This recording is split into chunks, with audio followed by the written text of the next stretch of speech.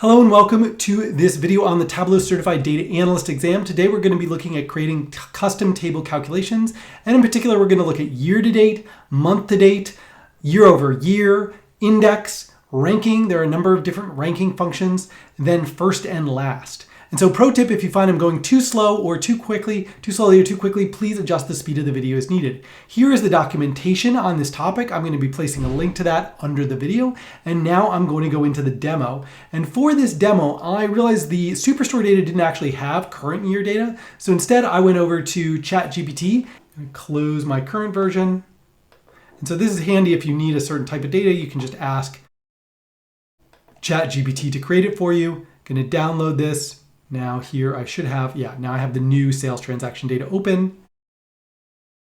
And I'm going to add the, where's the date column here? Where'd it go? Date. Yeah, so I have date, and now I have 2024. And so what I want to do is I want to create a calculated field saying current year to date.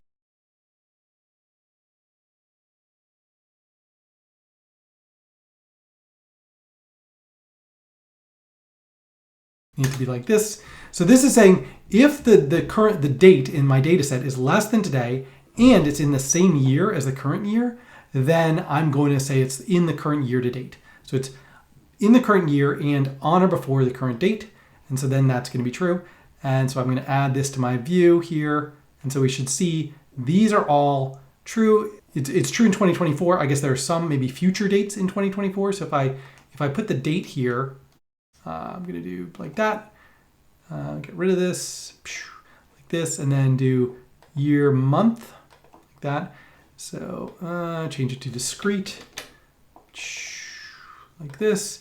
And so now we see this value is coming true through November, but then once we get to December 2024, it's going to give us false.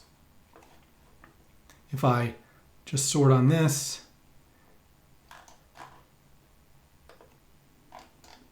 I see we get true from January, February, March, April, May, June, July, August, September, October, November, and then today is November 11th, so it's going to be true at the beginning, and then the future dates are false. So anything that's after the current date, today, November 11th, is going to show up as false. The current year to date's functioning as expected, and so now I can do the current sales, the total sales, in just the current year. So this is the year to date sales.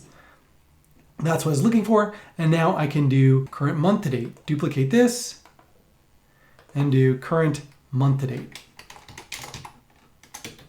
And so this will give me the same thing. This calculation is going to be just the same, except instead of doing the year here, I'm going to truncate to the month. And so that's going to say, is the month within the current month? That's this part. And is the day less than or equal to today's date?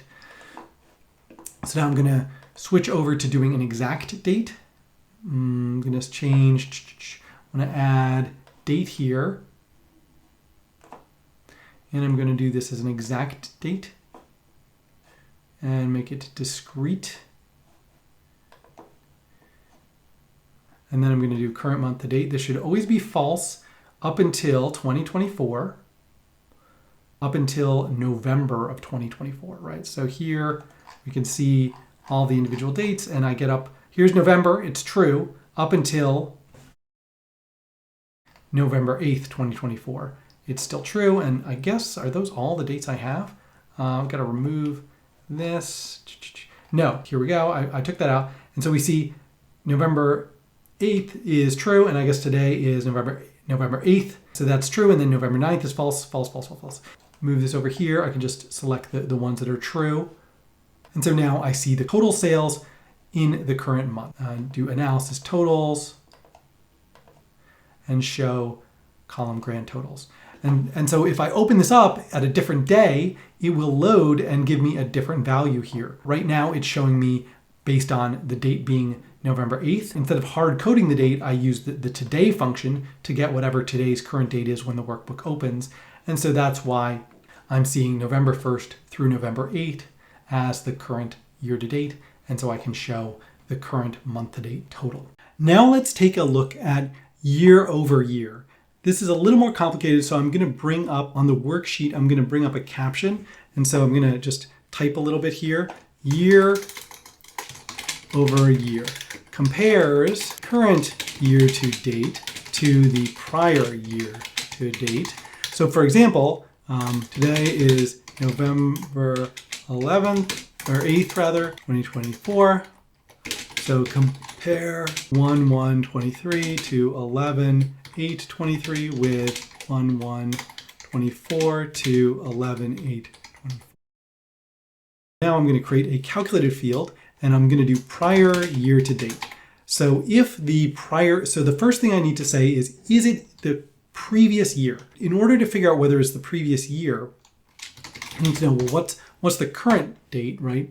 And is date in that previous year? Not this is my date column. So is date column in the previous year? And so in order to do that, I'm going to say, let's do the difference between in years between the current date and today, and that difference should be equal to 1 because the current date should be before today.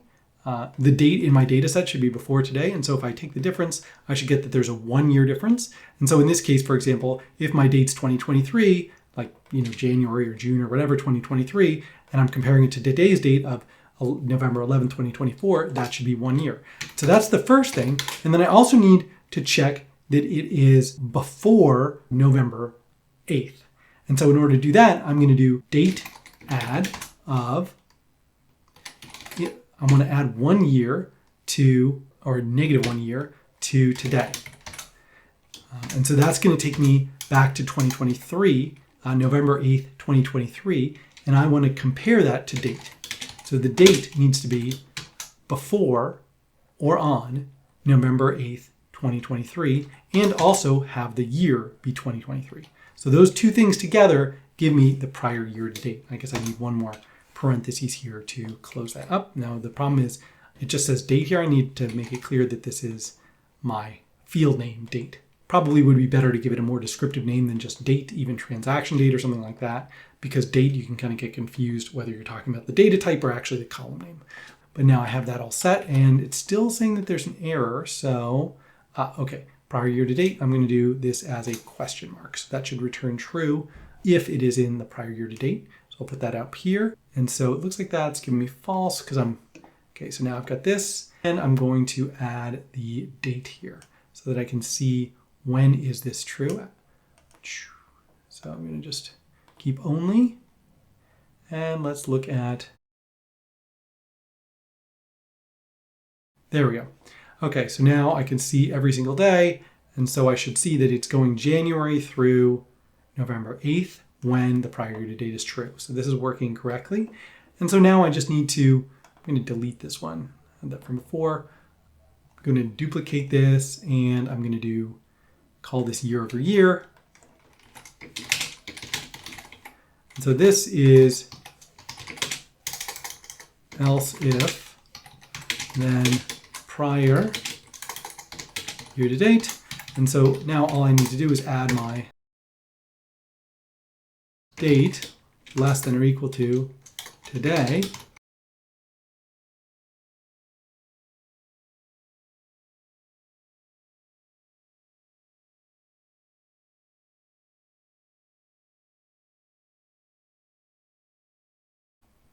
Something's off here somewhere, so I gotta try and figure out where my syntax error is.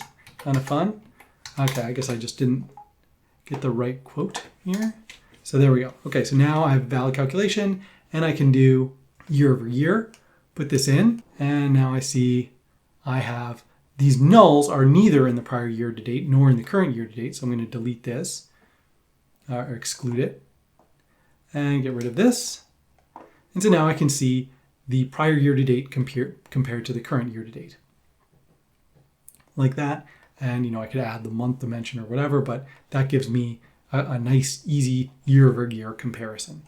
Next up, let's take a look at index. I'm going to start a new worksheet here, and I'm just going to create a function called index to see how this works. And so this is going to return the index of the current row in the partition. So if I just have one of these things, there's only one row, so it just gives me a 1.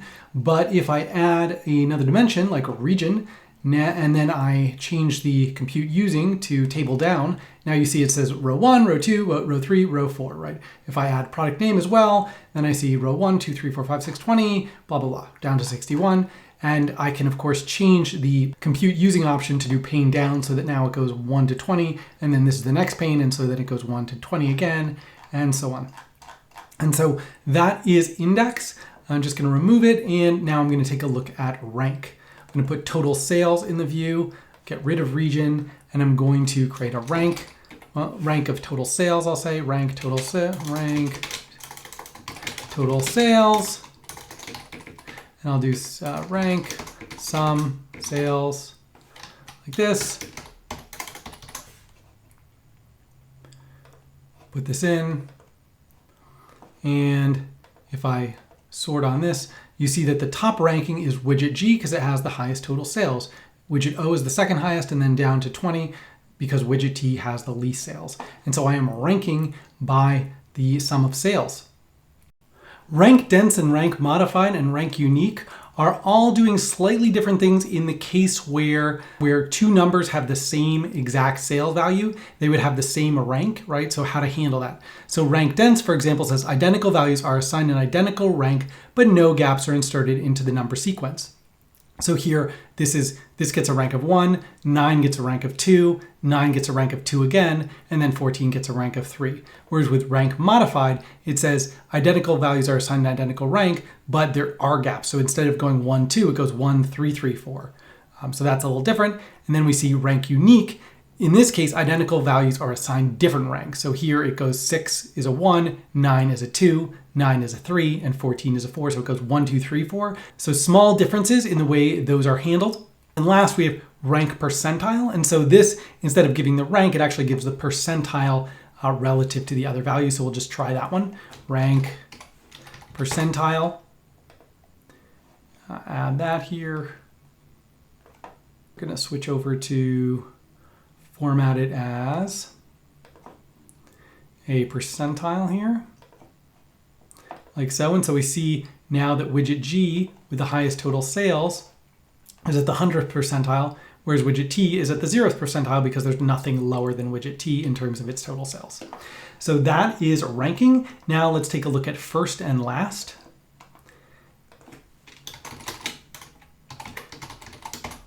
And so this function first will return the number of rows from the current row to the first row in the partition.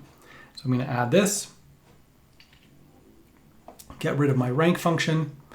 And so this is saying, oh, well, the number of rows from the first row is 0 because we're at the first row. This is -1, so it's, and then -2, so -2 away, -3, and so on from the first row.